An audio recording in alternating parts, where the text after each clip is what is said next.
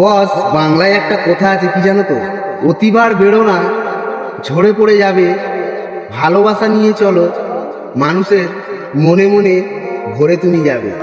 তাই তোমায় বলছি বস, ভালোবাসা নিয়ে চলার চেষ্টা করো। মানুষ জীবনে চলতে গেলে অনেক কিছু ভুল হয়, মানুষ জীবনে অনেক কিছু ঘটে যায়, কিন্তু সেটা নিয়ে বেশি ওড়া ভালো নয়। উঠতে উঠতে তুমি একদিন এমন জায়গায় পড়ে যাবে না বস, সেদিন দেখবে ঘরের কিছু মানুষের চোখে পানি আটকানো যাবে।